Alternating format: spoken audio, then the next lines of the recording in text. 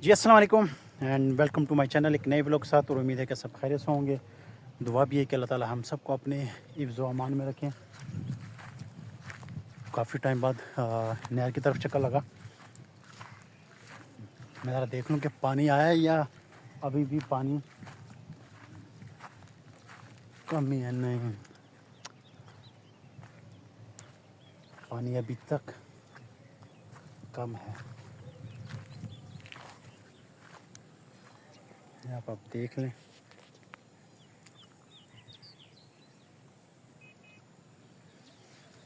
हालांकि जब से मैंने होश संभाला, इस मौसम में मैंने कभी भी नहर को इतना खुश्क नहीं देखा।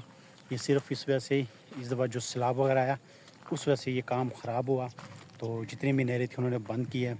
नहरें बंद करने की मेन वजह भी यही है कि उसमें आपको पता है, पता नहीं क्या क्या गंद आ रहा होता है। रेत आ रही होती है, मिट्टी आ रही होती है, और भी बड़ी बड़ी जड़ी बूटियाँ, पूरे पूरे दरख्त आ रहे होते हैं सैलाब में। तो वो अगर नहरों की तरफ छोड़ते हैं तो उससे नहरों का बहुत नुकसान होता है। वो सैलाब तो गुजर जाएगा, लेकिन बाद में ये जो नहरें हैं इनका बेड़ा गर्क हो जाना है, और इनको फिर साफ़ करना इम्पॉसिबल है। तो इस वजह से इतना पानी गुजरने के बावजूद भी यहाँ पे ये दरिया रावी से आ रहा है।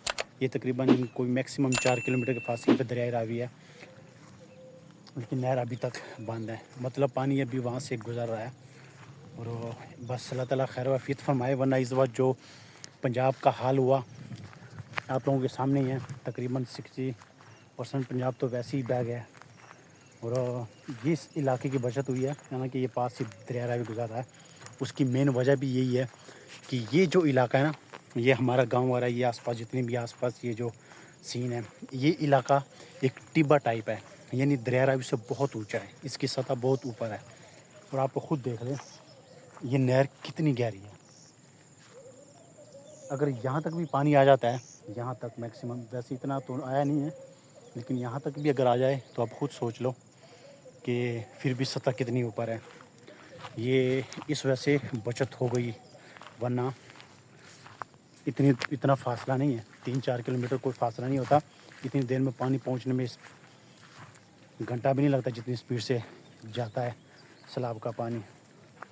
तो मैं अभी देख रहा हूँ आगे का, मुझे नीचे उतरने का मौका मिला तो मैं नीचे जाऊँगा, क्योंकि एक तो धूप की वजह से भी शायद रेत नज़र आ रही है खुश्क, वहाँ पे मैं जाऊँगा नीचे। अभी एक बंदा नज़र आ रहा है, वो मेरा ख्याल नीचे उतरा हुआ फिशिंग कर रहा है, फ़िश पकड़ने की कोशिश कर रहा है।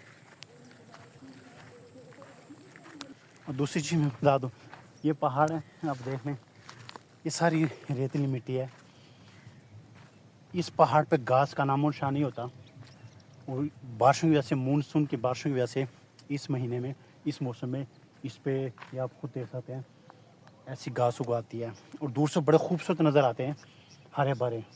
वैसे ही इन पे घास वगैरह या कोई जड़ी बूटी इसके ऊपर नहीं होती, लेकिन ज़्यादा बारिशें होने की वजह से इन पे ये घास, ये जड़ी बूटियाँ वगैरह उगाती है। ये तो आप खुद देख लें। लेकिन अब बारिशों का सिलसिला ख़त्म हो चुका है और बारिशें थम चुकी है, तो इस वजह से ये आप खुद देख लें, ये घास गलना शुरू हो गई है, जलना शुरू हो गई है, ख़त्म हो जाएगी। फिर आपको सिर्फ गंजे पहाड़ी नज़र आएंगे। यह हर साल इस मौसम में ये होता है कि इन पे ऐसे घास उगाती है। लेकिन कुछ टाइम पहले आया था जब बारिशें वाला भी हो रही थी, तो ये घास अच्छी खासी हरी भरी थी। लेकिन अब आपको देख लें ये गलना शुरू हो गई है।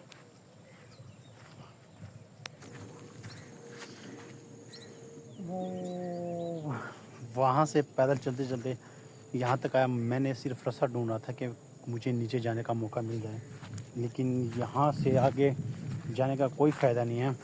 यहाँ पे जगह मुझे बिल्कुल नहीं मिल रही, तो मतलब मुझे नीचे जाने का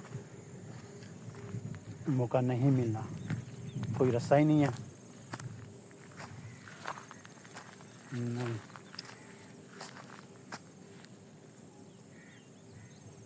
तो आप देख लें ये सारी ये, उसके मैंने सोचा था कि यहाँ तक मैं चला जाऊँ, ये नीचे मैं चला जाऊँ, लेकिन नीचे जाने का कोई रास्ता नहीं है। तो आप खुद देख लें, सूरज की रोशनी पड़ रही होगी शायद, वीडियो ज़रा ब्लैक नज़र आए। ये आप देख,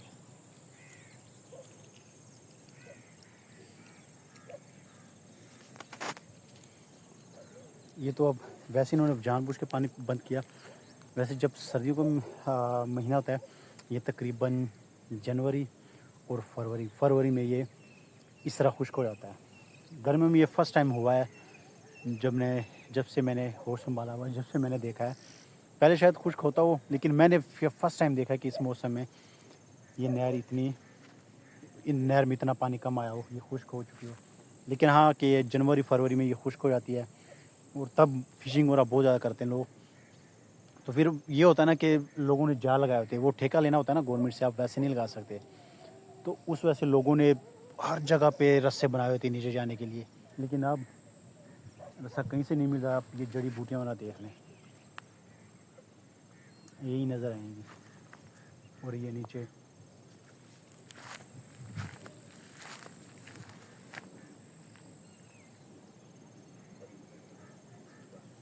इसका मतलब है कि दरियाए रावी में अभी भी गंद वगैरह आ रहा है, वरना वो इसमें पानी कब का छोड़ चुके होते। तो इस वजह से इन्होंने पानी अभी तक बंद किया हुआ है। मैं यही सोच रहा था कि मैंने शायद पानी अब छोड़ दिया होगा, लेकिन नहीं। एक और चीज़ बता दूँ, ये रोड आप देख रहे हैं, ये मेन मुल्तान रोड से जाके मिलता है। और फिर ये यहाँ से निकलते हुए फैसलाबाद रोड से जाके मिलता है। फैसलाबाद से के खूंडा मोड़ हो गया और ननकाना साहब फिर जड़ावाला, जो भी फैसलाबाद, ये सारे इसी रोड पे आते हैं आगे। अगर ये रोड बन जाता है, इसको अच्छी तरह बना दिया जाए, तो मैं कहता हूँ जो लोग इधर से आते हैं ना, उनके लिए बहुत बड़ी सहूलत हो जाएगी। अगर ये ऊपर से घूम के आते हैं ना, इनको तकरीबन कोई 15 से 20 किलोमीटर ऊपर से एक्स्ट्रा करना पड़ता है, फासला तय। अगर ये बन जाता है रोड, तो सीधा मेन मुल्तान रोड से उन्होंने इधर मुड़ना है, कट लेना है यहाँ से, और फिर सीधा फैसलाबाद रोड पे जाके चढ़ जाना। तो ये रोड अगर बनता है तो। लेकिन ये रोड के हालात आप लोगों के सामने हैं। वो बाइक आ रही है, कितनी मिट्टी उड़ती हुई आ रही है। और वैसे भी ये ज़रा सुनसान सा इलाका है, लेकिन लोग फिर भी इस्तेमाल करते हैं, जिनको पता है ना कि ये रोड शॉर्टकट है फैसलाबाद रोड से मिलने के लिए, तो लोग अभी भी इसको इस्तेमाल करते हैं।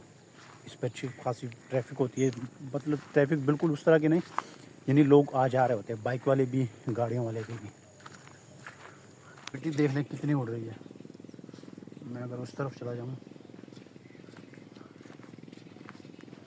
अभी सिर्फ एक बाइक गुजरी है, तो ये हाल हुआ है।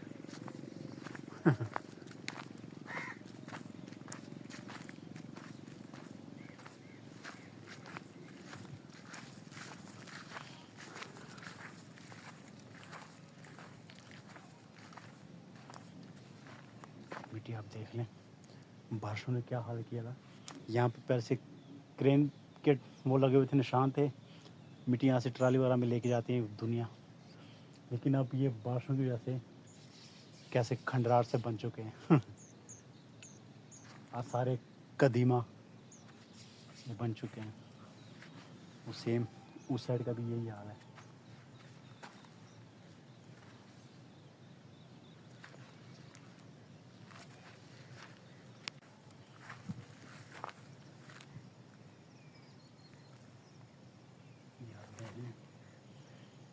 गिदड़ों के काम, ये चीज़ें इनका गंद वगैरह पड़ा हुआ है इनका।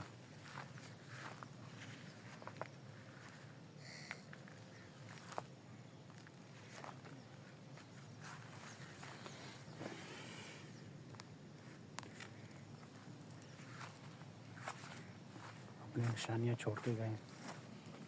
यहाँ पे आते जैसे मगरब होती है, मगरब की अजान के बाद जैसे अंधेरा होता है, ये गिद्दड़ शिद्दड़ ये चीज़ वगैरह बोलना शुरू कर देते हैं।